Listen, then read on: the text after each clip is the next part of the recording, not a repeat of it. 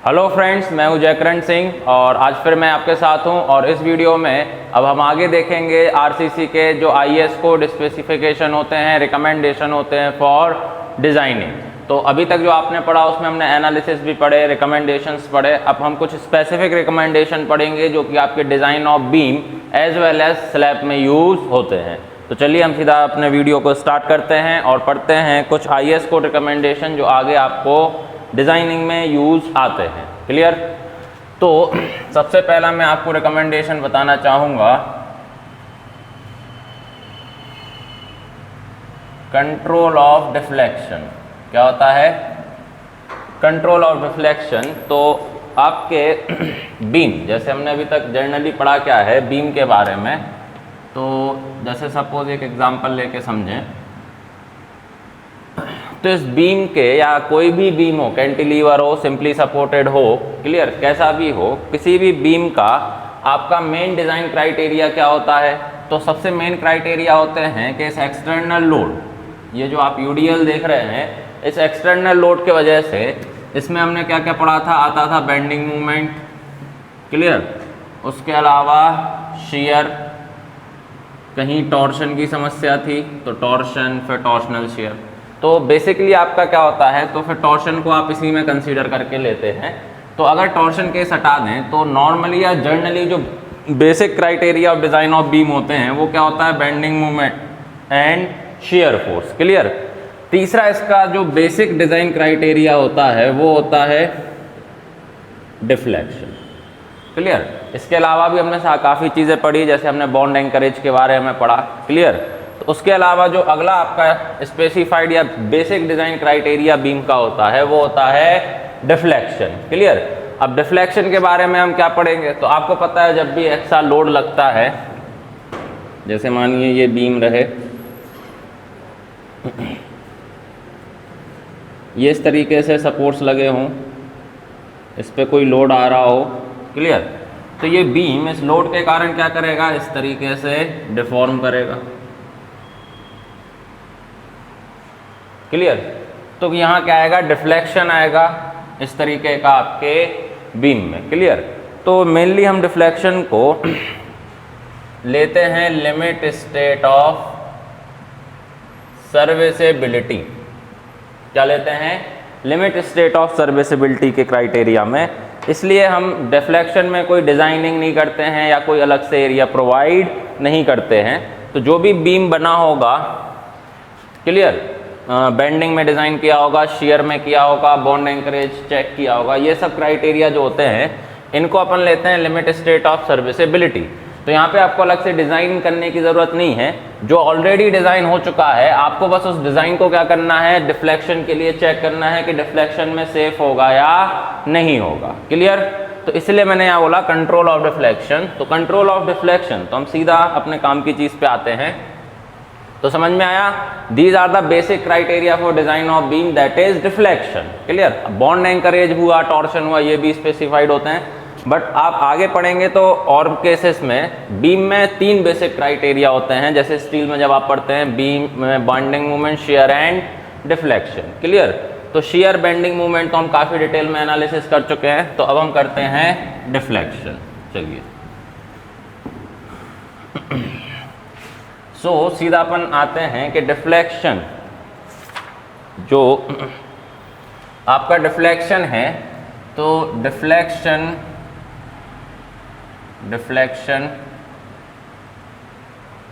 Can be controlled by span by depth ratio. किससे होता है? स्पान बाय डेप्थ रेशियो, जिसको आप बोलते हैं L बाय डी रेशियो। क्या बोलते हैं? L by D ratio. किसी भी बीम वगैरह में, जैसे एक बीम बनाते ही चलें, सिंपली सपोर्टेड के केस जैसा,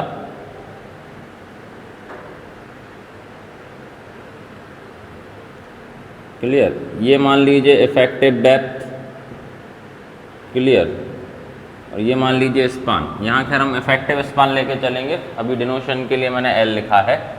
तो आपका जो डिफ्लेक्शन है इसको कंट्रोल करने के लिए आप यूज़ क्या करते हैं, L/D रेशियो यूज़ करते हैं। क्या यूज़ करते हैं, L/D ratio, span by depth ratio. Clear. अब स्पान बाय डेप्थ रेशियो से ही क्यों करते हैं, ऐसा कई बार सवाल आ जाता है कि sir span by depth ratio ही क्यों किया। तो आपको याद होगा मैंने सबसे पहला अजम्पशन आपको बेंडिंग के केस में लिखवाया था कि डीपर बीम देने पे वॉर्पिंग मतलब due to excessive deflection strain variation linear नहीं हो पाता है। क्लियर। तो इसीलिए और आप जितना लेंथ बढ़ाते जाएंगे तो लोडिंग भी बढ़ता जाएगा।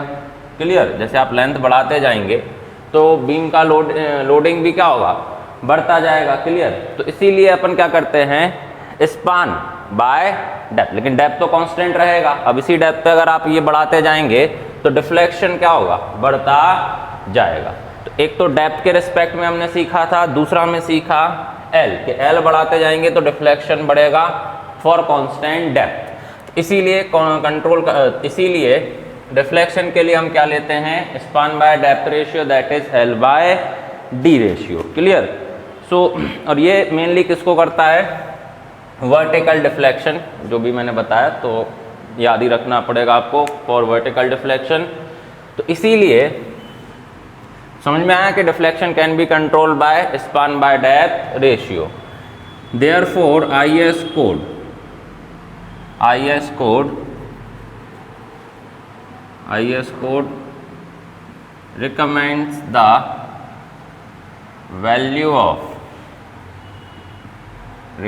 the value of basic L/D ratio.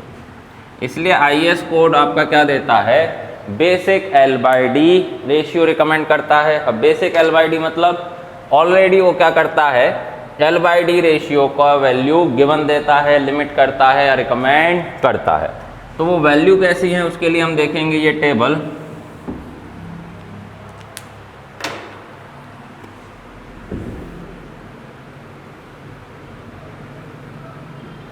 अब इस टेबल में आप क्या देखेंगे, यहाँ पे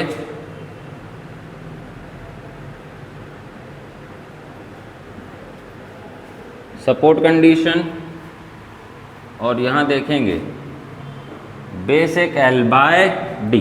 क्लियर। सपोर्ट कंडीशन जैसे मैं यहाँ तीनों लिख लेता हूँ। आपने 3 तरीके की बीम पढ़ी होती है जनरली, कैंटिलीवर,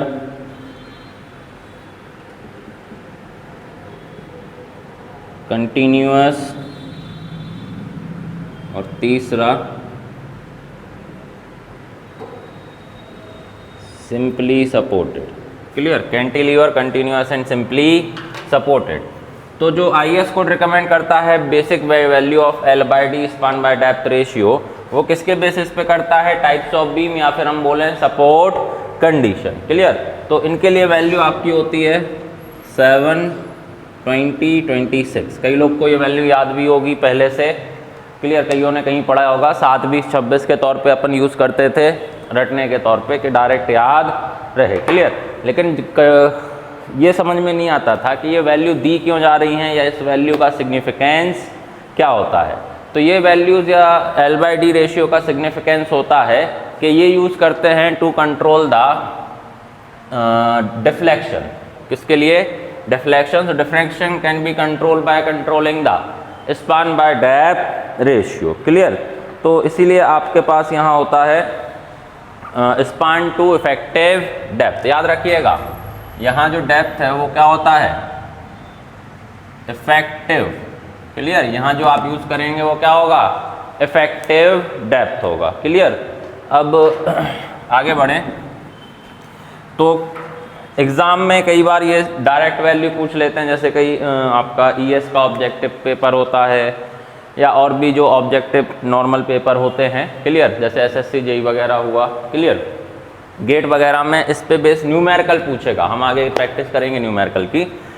कई एग्ज़ाम्स में डायरेक्ट पूछ लेता है कि for deflection control in case of cantilever beam the span by depth ratio is recommended. तो ये वैल्यूज़, तो कृपया ये IS कोड रिकमेंडेशन है, इसे याद रखें। क्लियर। अब इसकी खास बात क्या है या इसमें और चीज़ें क्या याद रखनी है, तो उसको मैं यहाँ नोट्स के फॉर्म में बता रहा हूँ। तो यहाँ नोट में बिल्कुल याद रख लीजिएगा ये। क्लियर।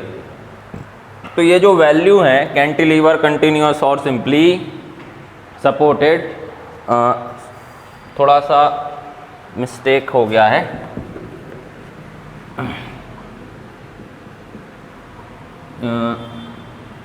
ये होता है फॉर सिंपली सपोर्टेड, क्लियर, और ये होता है फॉर कॉन्टिन्यूस, क्लियर। उसको मैंने जल्दबाजी में लिख दिया था, उल्टा कर लीजिएगा। कैंटिलीवर के लिए 7 होता है, सिंपली सपोर्टेड के लिए 20 होता है और कॉन्टिन्यूस के लिए 26 होता है, क्लियर। वो ऊपर नीचे लिख गया था तो मैंने आपको करेक्ट कर दिया है। तो ये वैल्यूज़ हैं। फाइनली आपको ये 3 वैल्यू एज अ L/D याद रखनी है basis on support condition, clear. अब ये जो वैल्यू हैं ये क्या हमेशा यूज़ होती हैं कि जो भी बीम दे, कैसी भी बीम दे, क्लियर। तो क्या हर वैल्यू के लिए इसको यूज़ करेंगे? तो नहीं, क्लियर। तो ये जो बेसिक L/D है, basic L/D value is valid up to span 10 metre, 10 metre तक के स्पान, समझ रहे हैं? 10 मीटर मतलब दिस इज इफेक्टिव, जो भी आपका स्पान होगा इफेक्टिव, वो स्पान कितना रहेगा? 10 मीटर। अगर 10 मीटर तक का स्पान है तो आपकी यही वैल्यू क्या की जाएंगी? यूज़ की जाएंगी as a basic L/D, clear. तो ये चीज़ें खास तौर पे याद रखना है। क्या है कि ये तो कॉमनली याद रहते हैं या कई लोग ने पढ़े होते हैं, लेकिन जो उनके स्पेसिफिकेशन है ये आप ध्यान नहीं दे पाते हैं। तो ये भी ध्यान देना है, ये इंपॉर्टेंट है, ये आपसे एग्जाम में भी पूछ सकता है, क्लियर। इस पर मैं हो सकेगा तो अभी कुछ सवाल कराऊंगा या आगे के लेक्चर्स में हम प्रैक्टिस सेशन रखेंगे, तो उन प्रैक्टिस सेशन में मैं इन पे बेस न्यूमेरिकल भी कराऊंगा। इसीलिए आप एक एक चीज़ ध्यान से समझिएगा अगर कोई स्पेसिफाइड चीज़ मैं यहाँ बता रहा हूँ, क्लियर। तो बेसिक L/D की वैल्यूज़ जो आपने यहाँ लिखी वो 10 मीटर स्पान तक वैलिड होती हैं बीम के, क्लियर। अब मान लीजिए for span greater than 10 metre, अब मान लीजिए स्पान कुछ हो गया 11 मीटर, 11.5 मीटर, 12 मीटर, 12.5, लेंथ बढ़ गई बीम की, तो आप क्या करेंगे? तो मैं पहले समझा देता हूँ करना क्या है। तो आपको ये बेसिक L/D को करना है मॉडिफाइड। अगर स्पान ग्रेटर देन 10 मीटर है तो आपको ये बेसिक L/D की वैल्यूज़ को क्या करना है? मॉडिफाइड करना है। अब मॉडिफाइड करना मतलब तो सीधा सीधा याद रखना है मॉडिफाई करने के लिए, for span greater than 10 metre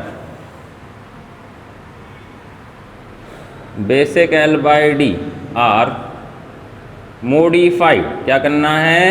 modified by multiplying, कुछ करना नहीं है आपको, बाय मल्टीप्लाइंग इन्हीं वैल्यूज़ को मल्टीप्लाई कर देना है। क्या करना है? इन्हीं वैल्यूज़ को मल्टीप्लाई कर देना है बाय 10 बाय स्पान।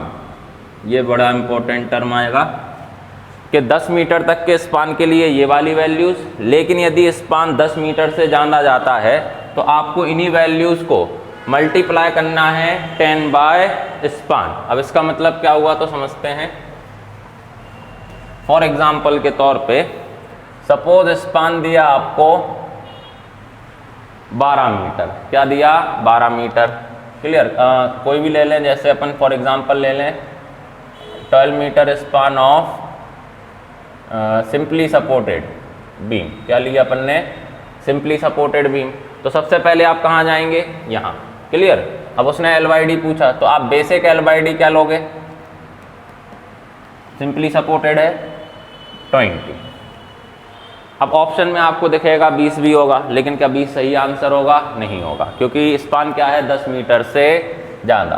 तो आपको ये L/D को मॉडिफाइड करना है। मॉडिफाइड करना मतलब इनटू 10 बाय 12, जो भी आएगा वो आपका आंसर रहेगा। तो इस तरीके से मॉडिफाइड करते हैं by multiplying 10 by span. Span कौन सा रखना है? जो भी गिवन स्पान होगा आपके पास, कि ऐसे ही आपका एग्जाम्पल कैसे भी बन सकता है। ऐसे छोटे छोटे ऑब्जेक्टिव सवाल आपसे एग्जाम में पूछ सकता है कि जैसे कैंटिलीवर बीम है तो 7 होगा, क्लियर। अब मान लीजिए कैंटिलीवर बीम का स्पान 10-12 मीटर हो गया, ठीक है। हाँ, लेकिन कैंटिलीवर, ये जो रिकमेंडेशन है ये होता है एक्सेप्ट कैंटिलीवर, ये कैंटिलीवर पे वैलिड नहीं है, ये इन दोनों के लिए होता है। कैंटिलीवर के लिए हमेशा आप क्या ले लेंगे, डायरेक्ट 7। एक्सेप्ट द कैंटिलीवर, ये दो याद रखने हैं, ये वाले। Clear? Very very important concept. आप ये वैल्यूज़ याद कर लेते हैं, लेकिन कई जगह होता है कि इन वैल्यूज़ पे ध्यान ही नहीं जाता है। क्लियर? तो इन पे भी ध्यान देना है और इसी तरीके से इनको याद रखना है। चलिए, तो आई थिंक समझ में आ गया होगा। Value of basic L by D, modification for span greater than 10 metre, अगर स्पान क्या है 10 मीटर से ज़्यादा है। सो आई थिंक समझ में आ गया होगा। नोट डाउन भी करें और साथ में नोट्स बनाते चलें। क्लियर? अगर आप शुरू से हमारे वीडियोस फॉलो कर रहे हैं तो उन वीडियो वाइज हर चीज़ के नोट्स बनाते चलें। एग्जाम्पल भी मैंने कई सारे आपको कराए हैं। क्लियर? तो आपका एक कंप्लीट कोर्स होना चाहिए जब आप वीडियो के एंड में आते हैं। क्लियर? चलिए, तो इसको अच्छे से आप लोग समझ लीजिएगा। तो मैं हटाता हूँ, अभी हुआ नहीं है ख़त्म, अभी मैंने केवल एक ही बताया कि स्पान ग्रेटर देन क्या हो, 10 मीटर। आगे भी इन वैल्यूज़ में काफ़ी मॉडिफिकेशन किए गए, वो मॉडिफिकेशन क्या हैं तो हम उन पे आते हैं। फिलहाल ये बेसिक चीज़ हो गई है L by D for 10 metre और ग्रेटर देन 10 मीटर। चलिए, इसके आगे समझते हैं।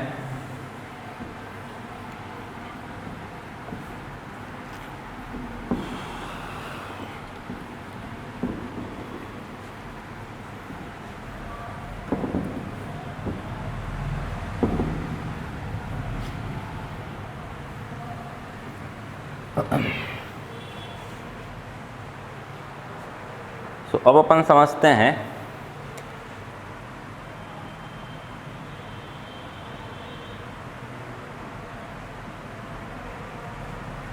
other modifications in basic LYD value. क्या होता है? Basic LYD value. अदर मतलब जैसे एक तो हमने पढ़ लिया कि 7, 20, 26 के अलावा अगर स्पान ग्रेटर देन 10 मीटर हो तो हमें उन्हीं वैल्यूज़ को 10 बाय स्पान से मल्टीप्लाई करके मॉडिफाइड करना है। अब आगे हम देखेंगे कि हमें और भी मॉडिफिकेशन इसमें लगते हैं जो कि बेसिक LYD में किया जाता है। क्लियर? तो सबसे पहले हम देखते हैं अदर मॉडिफिकेशन में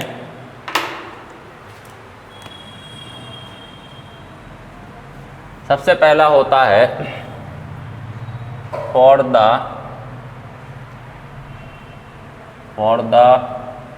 अमाउंट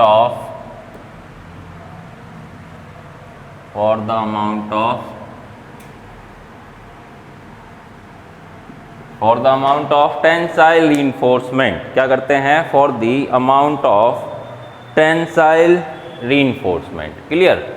तो जैसे ये क्यों करते हैं, तो अभी तक अपन क्या है कि थ्योरेटिकल चीज़ें पढ़ते रहते हैं, लेकिन जब आप थ्योरी पढ़ते हैं तो साथ में आपको कुछ प्रैक्टिकली चीज़ें भी कंसीडर करना चाहिए कि जब आप प्रैक्टिकली उसको प्रोवाइड करेंगे तो प्रैक्टिकली उस डिज़ाइन का सिग्निफिकेंस क्या होगा या क्या असर रहेगा। Clear?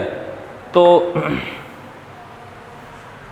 Amount of tensile reinforcement मतलब कि जब आप एज अ डिज़ाइनर काम करते हैं, क्लियर, तो जितना हमने पढ़ा है अभी तक ओवरऑल, उसमें आप एक चीज़ समझ गए होंगे कि जब आप बीम में टेंशन रीइंफोर्समेंट डिज़ाइन करते हैं या ओवरऑल सेक्शन डिज़ाइन करते हैं, क्लियर, तो आपके पास जैसे हम देखें MOR, क्लियर, अब आप LSM से लिख लें या WSM से, ऑन टेंशन साइड लिखें तो 0.87 FY into AST into D minus 0.42 of XU। ऐसा मैंने रैंडमली अभी लिख लिया है। क्लियर? किसी भी बने तो देखिए MOR बढ़ाने के लिए क्या चाहिए, तो आपके पास 2-3 तरीके हैं। क्लियर? अब जैसे XU तो काफ़ी चीज़ पे डिपेंड करता है। जैसे आपको यहाँ से D दिख रहा है, क्लियर, तो एक तरीका होता है कि MOR कैपेसिटी बढ़ाने के लिए D बढ़ा सकते हो या एरिया ऑफ स्टील बढ़ा सकते हो। सीधा सीधा दिख रहा है कि मूवमेंट कैपेसिटी बढ़ाने के लिए बेंडिंग मेंबर का जो हमने अभी तक पढ़ा है उसमें आप क्या करोगे, जितना टेंसाइल रिइंफोर्समेंट रखोगे उतना बेहतर MOR रहेगा। क्लियर। ग्रेड अपन कांस्टेंट मान लें। ऐसे ही डी डेप्थ बढ़ाओगे, क्लियर, तो भी ऑब्वियस है MOR बढ़ेगा ही। ठीक है, जैसे आप बैलेंस सेक्शन का ही MOR देख लें, MOR लिमिटिंग जो आप लिखते थे वो क्या होता था, RUBD स्क्वायर। तो सेक्शन बड़ा रखोगे तो भी आपका मूवमेंट कैपेसिटी क्या होगा, बड़ा ही रहेगा। क्लियर। लेकिन जब आप डिज़ाइन करते हैं तो हमने देखा है कि हम नॉर्मली क्या देते हैं, शैलो डेप्थ। क्या देना चाहते हैं, शैलो डेप्थ। मतलब आप डी को ज़्यादा ना रख के डी को कम से कम रखोगे तो आपका एक रहेगा कि तो फिर अगर मतलब डी एक लिमिट से ज़्यादा नहीं बढ़ा सकते, MOR चाहिए, तो आप क्या करोगे, AST। क्लियर। आप चाहो तो कि ज़्यादा से ज़्यादा AST दे सकते हो एक MOR के लिए। क्लियर। लेकिन AST भी इतना नहीं बढ़ा देना है कि वो क्या हो जाए, ओवर रीइंफोर्स्ड हो जाए। क्लियर। तो यहाँ से आप देखें डेप्थ के साथ एक रिलेशन इनडायरेक्टली बन रहा है AST का, कि डी बढ़ाएंगे घटाएंगे या AST बढ़ाएंगे और घटाएंगे। क्लियर। तो ये इंटर रिलेट करते हैं और ये आगे चल के आता है कि अगर आपने ज़्यादा डी पर बीम दी तो हमने पढ़ा है एक्सेसिव डिफ्लेक्शन होगा, और अगर AST का अमाउंट बढ़ाते हैं तो ओवर रीइंफोर्स्ड होगा। तो इनको एक दूसरे को कॉम्पेटेबल होना चाहिए AST और D। इसीलिए यहाँ पे अमाउंट ऑफ टेंशन रीइंफोर्समेंट के लिए बेसिक L बाई D को मॉडिफाइड किया जाता है। क्लियर। तो डिज़ाइन करते समय हमारा टारगेट होता है कि हम शैलो और डेप्थ रखें और थोड़ा सा भले ही हमें क्या बढ़ाना पड़े, मूवमेंट इंक्रीज करने के लिए थोड़ा सा रीइंफोर्समेंट अमाउंट बढ़ाना पड़े। क्लियर। लेकिन ऐसा नहीं बढ़ाना है कि सेक्शन ओवर रीइंफोर्स्ड हो, नॉर्मली बढ़ाना है। तो उसके सेटिस्फैक्शन के लिए होता है modification for amount of tension reinforcement. खैर आपको ये सब मैंने इसलिए बताया कि क्या ज़रूरत हुई मतलब further modification of L by D। Clear. तो for the amount of tensile reinforcement we use modification factor. हम क्या यूज़ करते हैं, modification factor, that is K1। हम यूज़ करते हैं मॉडिफिकेशन फैक्टर K1। क्लियर। तो अमाउंट ऑफ सबसे पहला मॉडिफिकेशन होता है for amount of tension reinforcement, for we use modification factor that is K1। अब K1 डिसाइड कैसे किया जाता है या K1 कैसे लेते हैं, तो इसको अपन देखते हैं।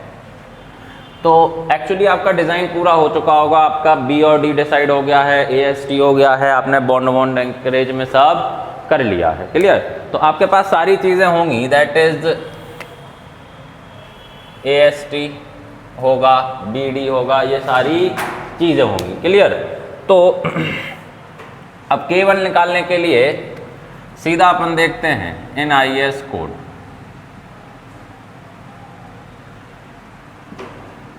क्लियर। IS कोड में आपके पास एक टेबल दी हुई होती है, कुछ इस तरीके की, टेबल बोलें या फिगर बोलें, ग्राफ बोल लें, एक ग्राफ होता है ऐसा। क्लियर। उस ग्राफ में हॉरिजॉन्टल एक्सिस पे होता है परसेंटेज AST। यहाँ क्या होता है, परसेंटेज AST, जो आपने पहले निकाल लिया होगा। इस वर्टिकल एक्सिस पे वैल्यू होती है काई की K1। वर्टिकल एक्सिस पे क्या होगा, K1। तो हॉरिजॉन्टल एक्सिस पे क्या हो गया, परसेंटेज AST। वर्टिकल एक्सिस पे क्या आएगा, that is value of K1। Clear. तो ऐसे वैल्यूज होती हैं। क्लियर। फिर उस ग्राफ में आप देखेंगे तो उस ग्राफ में कुछ ऐसे कर्व्स बने होते हैं इस तरीके के। इन कर्व की वैल्यू आपका एक स्ट्रेस बताती है जिसको हम बोलते हैं Fs। It represent the stress that is known as Fs। और इसी ग्राफ के नीचे Fs का फॉर्मूला दिया होता है 0.58 of Fy, 0.58 of Fy into AST required divided by AST provided. Clear. ये टेबल दी रहेगी, आप अपने IS कोड में चेक करिएगा, कंट्रोल डिफ्लेक्शन वाला क्लॉज निकाल के, वहाँ आप देखेंगे कि सबसे पहले ऐसा एक ग्राफ बना होता है, उस ग्राफ के नीचे एक इस स्ट्रेस का फॉर्मूला होता है। क्लियर? तो कैलकुलेशन करते करते आपके पास रिक्वायर्ड भी होगा और प्रोवाइडेड भी होगा। तो आप यहाँ से सबसे पहले क्या कैलकुलेट करेंगे, you can calculate FS, steel भी डिसाइड होगा, ग्रेड ऑफ स्टील, तो FY भी होगा। तो ऑलरेडी अपन ने ये सब चीज़ें कैलकुलेट कर ली होंगी, इनसे अपन क्या निकालेंगे, FS। क्लियर? साथ ही साथ आपके पास क्या होगा, परसेंटेज स्टील होगा। क्लियर? तो सबसे पहले परसेंटेज स्टील पे मार्क करेंगे, फिर देखेंगे इन कर्व में से आपकी स्ट्रेस अबाउट किसके पास आई, तो उस कर्व पे कट करेंगे और उस कर्व की मदद से ले लेंगे some value of K1। Clear? तो ये क्या है, रिक्वायर्ड प्रोवाइडेड, कि रिक्वायर्ड इतना आया, प्रोवाइडेड, तो it is just like modification for amount of AST tensile reinforcement. Clear? So it is the first modification factor that is K1, और ये सारा आपके IS कोड में दिया रहता है। इसके लिए आपको चाहिए AST रिक्वायर्ड, AST प्रोवाइडेड, तो वहां से आपका मॉडिफिकेशन फैक्टर आ जाता है दैट इज K1। क्लियर? तो अभी मॉडिफाई करना मैं आगे बताऊंगा, फिलहाल फैक्टर मिल गया अपने को for amount of tensile reinforcement that is K1। So I think यहाँ तक सबको क्लियर रहेगा। तो इस तरीके से करेंगे। आप चाहें तो कंट्रोल रिफ्लेक्शन का क्लॉज अपने IS 800 कोड लेना, उसमें खोलना, उसमें ये सारी चीज़ें दी गई हैं। क्लियर?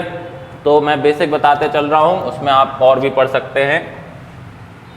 तो अपन बढ़ते हैं अगले मॉडिफिकेशन फैक्टर की ओर।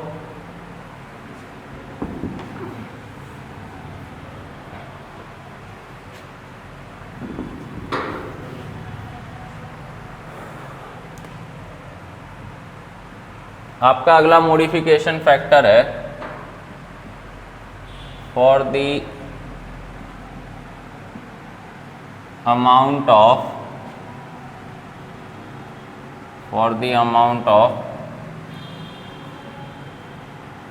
Compression reinforcement. अब मान लीजिए जैसे डबली रीइंफोर्स सेक्शन दे रहे हैं, तो फिर जैसे आपने same amount of tensile reinforcement किया है, वैसे ही आपको कंप्रेशन रीइंफोर्समेंट भी अमाउंट के लिए मॉडिफाइड करना है। क्लियर? इसके लिए we use modification factor that is K2। So हमारा अगला मॉडिफिकेशन फैक्टर होता है K2, और K2 मॉडिफिकेशन फैक्टर यूज होता है to modified the L/D for the amount of compression reinforcement. अगर आपने डबली रीइंफोर्स सेक्शन बनाया है तो आपने ऑब्वियस है कहाँ दिया होगा, कंप्रेशन साइड भी रीइंफोर्समेंट दिया होगा। तो कंप्रेशन साइड रीइंफोर्समेंट देने के जो भी अमाउंट होगा, तो उसके लिए भी अपने को L/D को मॉडिफाइड करना है। इसके लिए भी एक इस तरीके का फिगर ग्राफ आपके IS कोड में, तो जहां आप देखेंगे क्लॉज फॉर डिफ्लेक्शन, तो जहां आपको इसके पहले वाली टेबल होगी, उसी के अगले वाला फिगर होगा फॉर K2। क्लियर? यहाँ पे क्या होता है, यहाँ पे भी होता है आपका परसेंटेज ASC। क्या होता है? ASC मतलब एरिया ऑफ कंप्रेशन स्टील। यहाँ होता है मॉडिफिकेशन फैक्टर K2 की वैल्यू। क्लियर? यहाँ से एक ऐसा ग्राफ उठता है। क्लियर? और यहाँ वैल्यूज़ होती हैं जैसे बढ़ते क्रम में पॉइंट, जैसे सपोज 0.5, 1%, 1.5%, ऐसा। क्लियर? मैक्सिमम 4% से ज़्यादा होता नहीं है, तो इसलिए आप देखेंगे 3% तक का अबाउट वैल्यू रहता है। क्लियर? यहाँ वैल्यू रहेंगे आपके मॉडिफिकेशन फैक्टर K1। तो यहाँ से सीधा एक ही ग्राफ पे कट करेगा। तो ASC आपने पूरा डिज़ाइन कर लिया होगा, तो परसेंटेज ASC निकाल सकते हैं आप डिज़ाइनिंग के लास्ट में। ASC की वैल्यू आएगी, ये कर्व को कट करेगा और यहाँ से क्या मिलेगा, मॉडिफिकेशन फैक्टर K2। तो अपन को अलग से वैल्यू याद नहीं करनी है, सब आपको IS कोड में रिकमेंड है। IS कोड में सब ग्राफ दिए गए हैं, तो ये भी IS कोड में आपको ग्राफ दिया गया होगा। क्लियर? तो clause for deflection, clear, check for deflection IS code में क्लॉज खोलिएगा, उसमें आपको ये टेबलें मिलेंगी। तो एक बार आप वीडियो देखने के बाद ये टेबल ग्राफ जरूर देखें जो मैं आपको बता रहा हूँ। चलिए, तो अभी अभी हमने देखा था modification factor for amount of compression reinforcement. Clear. तीसरा हमारा मॉडिफिकेशन फैक्टर होता है फॉर द फ्लेंज्ड सेक्शन। ये तीसरा है मॉडिफिकेशन फैक्टर K3। ये किसके लिए यूज होता है? ये यूज होता है फॉर फ्लेंज्ड सेक्शन के लिए। क्लियर। तो हमें पता है कि डिज़ाइन वगैरह, लोडिंग कंडीशन, सारा चीज़ें डिफ्लेक्शन ऑफ क्या बोले हम, फ्लेंज सेक्शन का अलग होता है। हमने फ्लेंज सेक्शन को भी डिटेल में एनालिसिस किया है। क्लियर। तो ऐसा नहीं है कि हमने फ्लेंज सेक्शन पढ़ा ना हो, हमने फ्लेंज सेक्शन को भी डिटेल में एनालिसिस किया है। तो तीसरा मॉडिफिकेशन फैक्टर आता है कि जैसा हम रेक्टेंगुलर सेक्शन देते हैं, उसके अलावा अगर हमारे पास आ जाए फ्लेंज्ड सेक्शन। क्लियर। तो इसके लिए भी एक रिकमेंडेशन या एक मॉडिफिकेशन फैक्टर होता है K3। K3 के लिए भी क्या करना है आपको, ऐसा एक टेबल, ये भी आपके IS कोड में, इसको थोड़ा ऊपर बना लेते हैं। ठीक है, मैं टेबल में वैल्यूज़ नहीं बता रहा हूँ, मैं टेबल में वैल्यूज़ लेने के तरीके बता रहा हूँ कि अगर कभी आपसे एग्जाम में टेबल देके सवाल पूछ ले तो एटलीस्ट अपने को पता होना चाहिए कि वैल्यूज़ कैसे लेनी है। क्लियर। तो आप हॉरिजॉन्टल इसमें क्या रखेंगे, तो यहाँ पे भी एक टेबल ग्राफ के फॉर्म में दिया रहेगा। क्लियर। इस टेबल में आपका आएगा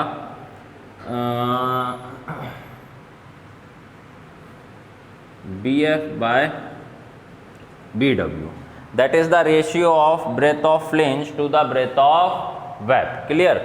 और यहाँ आएगा मॉडिफिकेशन फैक्टर K3 का वैल्यू, और इस तरीके का आपका ग्राफ रहेगा। क्लियर। तो अगर आपका फ्लेंज सेक्शन होगा तो BF मतलब effective breadth of flange. BF क्या बताया था? Effective breadth of flange. Clear. तो जो BF होगा वो होगा इफेक्टिव ब्रेथ ऑफ फ्लेंज, और BW वैसे सबको याद होना चाहिए क्योंकि हमने हर चीज़ को डिटेल में पढ़ा है। तो जैसे T सेक्शन का डिज़ाइन करते थे तो BF that is BW। Clear. इन दोनों का रेशियो ये कर्व पे कट करेगा, इस कर्व से आपको सीधा एक वैल्यू मिलेगा, value of K3। Clear. That is the modification factor for flanged section. तो ऐसे आपको याद रखना है इन चीज़ों को। क्लियर। तो आई थिंक अब आपको समझ में आ गया है वैल्यू ऑफ बेसिक L/D, और बाकी जो हम उसमें लगाते हैं फर्दर मॉडिफिकेशन फैक्टर्स। क्लियर। तो तीनों मॉडिफिकेशन फैक्टर मैंने आपको बता दिए हैं, K1, K2, K3। अब इनको यूज़ कैसे करना है तो इस पे आते हैं अपन। सो ये मैं रिमूव कर लेता हूँ यहाँ से।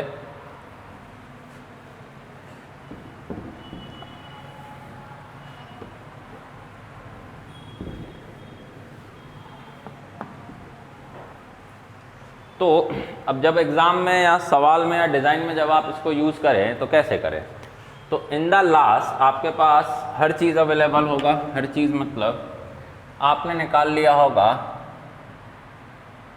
L/D provided. प्रोवाइडेड मतलब जो एक्चुअली आपने स्पान, इफेक्टिव डेप्थ डिज़ाइन में निकाला होगा। क्लियर। इसमें इंटू करेंगे K1, सॉरी क्लियर। अब ये जो है it should not be greater then, जो आपका वैल्यू होगा L/D बेसिक। बेसिक मतलब 7, 20, 26। इसमें आप इंटू करेंगे K1, K2 and K3। Clear. तो यदि ये आपका क्राइटेरिया सेटिस्फाई होता है, that is we are safe in, that is we are safe in deflection. Clear. तो काफ़ी रिकमेंडेशन होते हैं, उनमें से एक तरीके के रिकमेंडेशन होते हैं आपका बेसिक L/D के साथ मॉडिफिकेशन फैक्टर्स। क्लियर। तो जो भी आप L/D देते हैं, मतलब जो डिज़ाइन में इफेक्टिव लेंथ दिया होगा, इफेक्टिव डेप्थ दिया होगा, it should not be greater than, तो बेसिक L/D 7, 20, 26 जो भी आपका बीमो into modification factor K1, K2, K3। Clear. So this is the recommendation, या जो आप एक्चुअल बोले कॉन्सेप्ट यूज करते हैं in designing for check the deflection. Clear. तो सारी वैल्यूज L/D, ये प्रोवाइडेड मतलब जो आपने इफेक्टिव डेप्थ या इफेक्टिव स्पान निकाला होगा इसके पहले, उसके लिए है। Clear?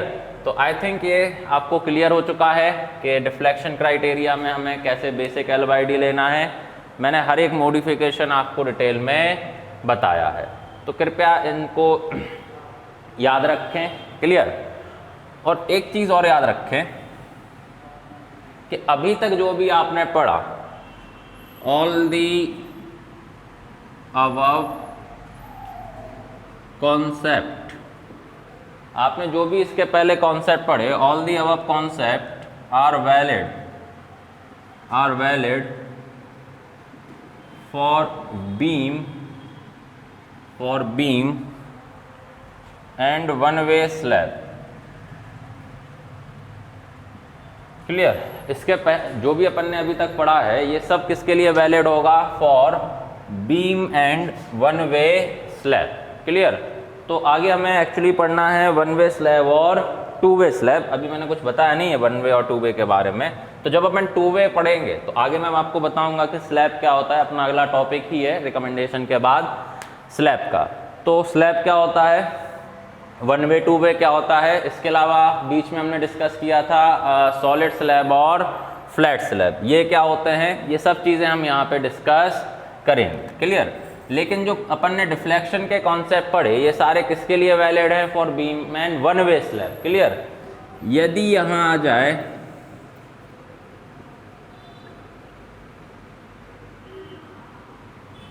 For two way slab, अब यहाँ क्या आ जाए, मान लीजिए टू वे स्लैब। क्लियर?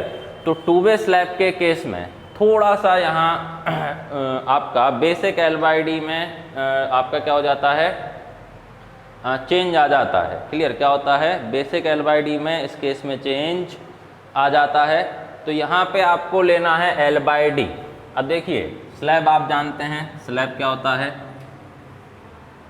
ये ऐसा LX, दिस इज LY। जैसे स्लैब में एक होता है छोटा स्पान, एक होता है बड़ा स्पान। स्लैब देख सकते हैं, जैसे आप छत देख रहे हैं, तो मेरा मतलब है जो आपका छत का होता है या फ्लोर होता है, इनमें क्या होता है, एक ये छोटा लेंथ होता है, एक ये क्या होता है, बड़ा लेंथ होता है। क्लियर? तो यहाँ आपको देखना है जो L/D लेंगे। क्लियर? तो ये जो L होगा ये किसके अबाउट लोगे, शॉर्टर स्पान। किसके अबाउट लेंगे आप, शॉर्टर स्पान के अबाउट। और यहाँ आप लेंगे सिंपली सपोर्टेड और कॉन्टीन्यूअस का केस। क्या लोगे, सिंपली सपोर्टेड और कॉन्टीन्यूअस। तो सिंपली सपोर्टेड के केस में L/D यहाँ लेना है 35 और इस केस में लेना है 40। बस ये यहाँ अलग से याद रखिएगा फॉर टू वे स्लैब। आगे मैं बताऊंगा टू वे स्लैब क्या होता है। बस याद रखें कि टू वे स्लैब में क्या, जैसे दो स्पान हैं तो हमेशा क्या लेना है, शॉर्टर स्पान लेना है फॉर L/D के लिए। क्लियर? और जब आप चेक करेंगे तो L/D 35 लेना है फॉर सिंपली सपोर्टेड और कॉन्टीन्यूअस के लिए लेना है 40। क्लियर? और ये भी देखना, और ये रिकमेंडेशन होता है फॉर माइल्ड स्टील। क्लियर? एक एक पॉइंट में आपको अलग से समझा रहा हूं जहां कोई भी कंफ्यूजन नहीं होनी चाहिए। क्लियर? कि for two way slab in case of mild steel L/D या डिफ्लेक्शन चेक करने के लिए shorter span bye effective depth, इनका जो रेशियो है वो सिंपली सपोर्टेड के केस में हम लेते हैं 35 और कॉन्टीन्यूअस के केस में हम लेते हैं 40। क्लियर? 40। और किसके केस में, माइल्ड स्टील। क्लियर? अब सपोज जैसे इसको हटा देते हैं,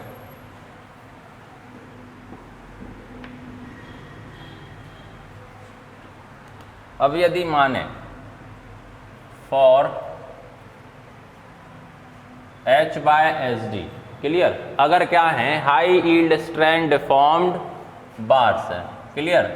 अभी तक काय की बात हो रही थी, माइल्ड स्टील। माइल्ड स्टील मतलब Fe 250। अब H/SD मतलब Fe 415 और 500। क्लियर? अगर हाई स्ट्रेंथ का आप स्टील यूज कर रहे हैं तो आपको इन्हीं वैल्यूज को, इन्हीं वैल्यूज मतलब वापस आ जाओ, 35 और 40। क्लियर? above values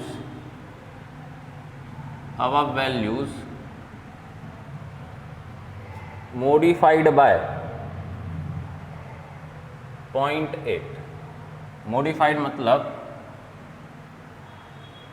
मल्टीप्लाई कर देना है, क्लियर। मॉडिफाइड मतलब कुछ अलग से नहीं करना है, जो भी ये वैल्यूज़ है इनमें मल्टीप्लाई क्या कर देना है 0.8 का, क्योंकि अगर आप स्ट्रेंथ ज़्यादा लोगे तो ऑब्वियस है डिफ्लेक्शन थोड़ा कम रहेगा, तो इसलिए बेसिक L/D H/SD के केस में कम ले रहे हैं, माइल्ड स्टील के केस में थोड़ा सा बढ़ा के ले रहे हैं, क्लियर।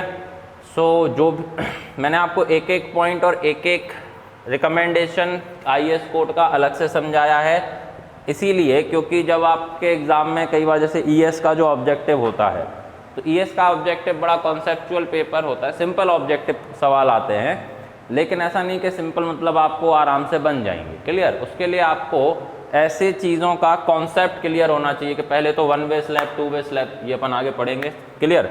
2 वे आया तो फिर L/D, अब स्पान में क्या होते हैं, दो, एक छोटा स्लैब में क्या होते हैं, एक छोटा स्पान होता है, एक बड़ा स्पान होता है, क्लियर।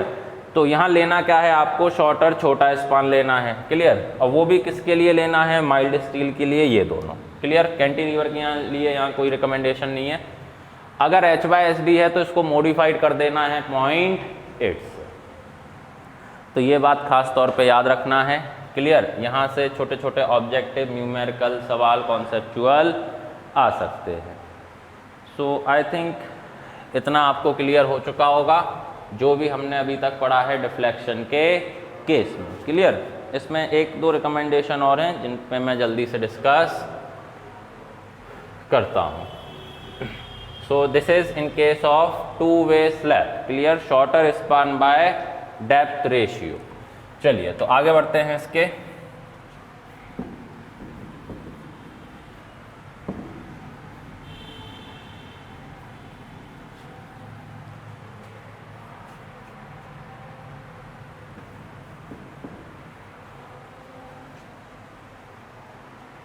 अब आगे क्या है, तो आगे आपका रहेगा कि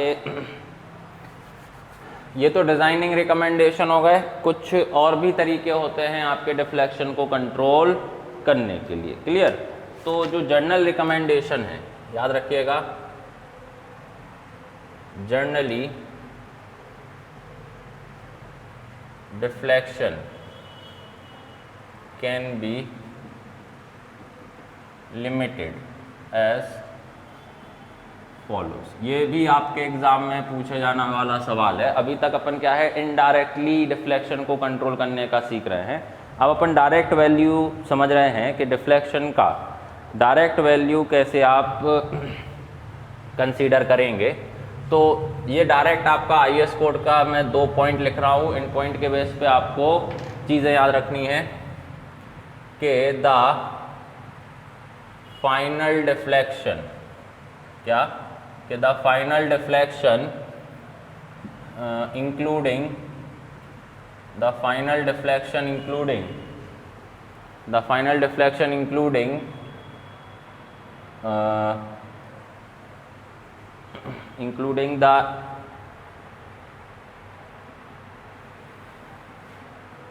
effect of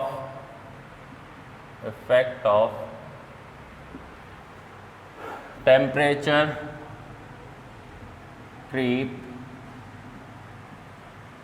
shrinkage, क्लियर। तो टेम्परेचर भी मतलब लॉन्ग टर्म इफेक्ट भी हो गया, हर चीज़ हो गया, क्लियर, कि the final deflection including the effect of temperature creep and shrinkage, clear. और ये आपका हर जगह होगा, जैसे from the cast at level of support to floor all horizontal member जो भी रहेगा। So the final deflection including the effect of temperature creep shrinkage shall not be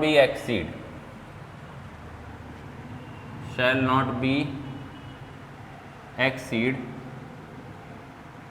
span by 250, clear. जो फाइनल डिफ्लेक्शन आप निकालेंगे including सारा temperature effect creep और shrinkage, ये कभी भी स्पान बाय 250 से ज़्यादा नहीं होना चाहिए, क्लियर। इसको मैं न्यूमेरिकली समझा रहा हूँ कैसे आएगा, और साथ ही साथ the final deflection, final deflection वो सारे इफेक्ट ले लेना है, 2 रिकमेंडेशन है क्योंकि the final deflection including the effect of temperature, creep, shrinkage और भी इफेक्ट हो सकते हैं after all partition and finishing load. समझ गए ना? बिल्कुल लास्ट का, जब आप पूरा फिनिशिंग लोड भी अप्लाई कर देते हैं, जितना पार्टीशन था वो पार्टीशन भी अप्लाई हो जाए। Shall not be exceed. तो जो भी आप डिफ्लेक्शन कैलकुलेट करेंगे इन सब इफेक्ट्स को कंसीडर करते हुए, तो इन लास्ट जब आप फाइनल डिफ्लेक्शन, पार्टीशन और फिनिशिंग लोड को इंक्लूड करते हुए देखेंगे तो वो डिफ्लेक्शन स्पान बाय 350 और 20 mm, स्पान बाय 350 और 20 mm, क्लियर? 20 mm इनमें से which ever is less, which ever is less, इसमें से जो भी छोटा आए, क्लियर? तो जैसे स्पान आपका लेंथ ऑफ बीम हो गया, जो भी आपका लेंथ ऑफ बीम रहेगा वो, क्लियर? स्पान बाय 350 और 200 mm। तो इसमें से जो भी छोटा है, क्लियर? जैसे 1200 बाय 350, क्लियर? तो ऑब्वियस छोटा आएगा 20 से, तो ऐसे, क्लियर? या 10 बाय 350 रखा, इस तरीके से लेना है इन mm, क्लियर? अब डिफ्लेक्शन मतलब, तो जैसे सपोज आपके पास क्या हो, एक सिंपली सपोर्टेड बीम हो, इस पे क्या लगा, सपोज W किलो न्यूटन पर मीटर का लोड, इसका स्पान क्या है, L है, क्लियर? तो इसका मैक्सिमम डिफ्लेक्शन कैलकुलेट कर सकते हैं सभी, सोम पढ़ ही लिया है सबने। डेल मैक्स ये आएगा, इसका डेल मैक्स क्या आएगा, 5/384 WL4/EI, it is the maximum deflection. अब जरूरी नहीं कि ऐसे ही हो, अपन सिंपली सपोर्टेड का हर जगह रिकमेंडेशन ले रहे हैं, इसलिए मैंने यहाँ लिया है क्या, सिंपली सपोर्टेड का मैक्सिमम डिफ्लेक्शन। तो फाइनल मतलब maximum deflection.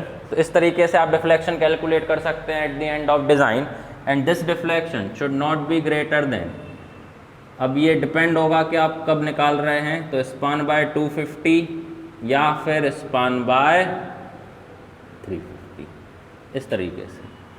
This is the way to check the maximum deflection, के मैक्सिमम डिफ्लेक्शन कैलकुलेट कर लिया, क्लियर? तो ये डिफ्लेक्शन अलग से निकालोगे तो इससे ज़्यादा नहीं एक समय पे, और इससे ज़्यादा नहीं एक समय पे, क्लियर? तो ये मतलब है, इस तरीके से डिफ्लेक्शन कैलकुलेट करेंगे और जो डिफ्लेक्शन की वैल्यू आएगी वो इन वैल्यूज से कम होना चाहिए, क्लियर? एक चीज़ और दिमाग में आ सकती है कि सर 2 वैल्यू क्यों लिखवाई, फिर एक ही लिखवा देते, ठीक है? और वैसे ही मैंने नहीं लिखवाया, ये आपके IAS कोड ने बोला, मैंने तो आपको केवल कन्वे किया है, क्लियर?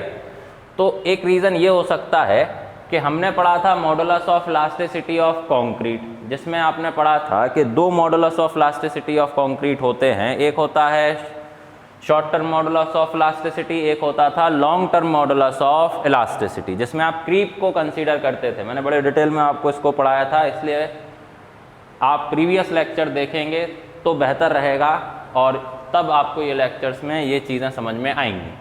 तो वहाँ से हमने एक कंक्लूज़न निकाला था कि बीम के केस में जो इनिशियल डिफ्लेक्शन, जैसे अपन ने निकाला था, सेम एग्जांपल दे के, सेम एग्जांपल मैंने लिया था, वहाँ मैंने मैक्सिमम डिफ्लेक्शन निकाला था 7 दिन पे, 7 डेज पे, और एक अपन ने चेक किया था maximum deflection at 28 days, 28 days या 1 ईयर का था, क्लियर? वहाँ से मैंने आपको प्रूफ कराया था कि जो इनिशियली डिफ्लेक्शन होता है वो ज़्यादा होता है as compare to after 28 days और 1 ईयर। शुरुआत में डिफ्लेक्शन हाई होगा, फिर कंक्रीट अपना स्ट्रेंथ गेन करेगा, हार्ड होगा, तो डिफ्लेक्शन क्या आएगा, कम आएगा। इसलिए आप देखें एक ही स्पान की बीम में स्पान बाय 250 और स्पान बाय 350, ये वाली वैल्यू जानता है, ये वाली वैल्यू क्या है, मतलब एक ही स्पान की वैल्यू के लिए स्पान बाय 250 की वैल्यू ज़्यादा होगी, स्पान बाय 350 की वैल्यू कम रहेगी। क्लियर? तो ये क्यों है? क्योंकि हमें पता है कि शुरुआत में क्या होगा, ज़्यादा रहेगा, पार्टीशन फिनिशिंग हो गया, मतलब ये तो एट दी एंड कर रहे होंगे, तो आपका डिफ्लेक्शन क्या आएगा, कम आएगा। क्लियर? सो ये भी याद रखिएगा, these are all the general recommendation to control the deflection. Clear? So ये था हमारा एक और डिज़ाइन कॉन्सेप्ट या design criteria of beam, even it is also valid for slab. तो मैंने यहीं आपको स्लैब का केस भी बता दिया। क्लियर? एक आधी छोटे रिकमेंडेशन हमारे रह गए हैं, तो वो हम अपने अगले वीडियो में डिस्कस करेंगे, और साथ ही साथ आगे के टॉपिक जो हमारा है वो रहेगा आगे का हमारा टॉपिक स्लैब। तो जब आगे का वीडियो आए तो ज़रूरी होगा आप ये वीडियो और इसके पहले के सारे वीडियो अच्छे से देख लें। तो आई होप आपको ये वीडियो पसंद आया होगा। तो आपको अगर वीडियो पसंद आया हो तो चैनल को सब्सक्राइब करें, वीडियो को लाइक करें, फर्दर वीडियोस के नोटिफिकेशन के लिए बेल आइकन को प्रेस करें, और जो प्रीवियस वीडियोस के लिए आप आई बटन को भी क्लिक कर सकते हैं। Thank you.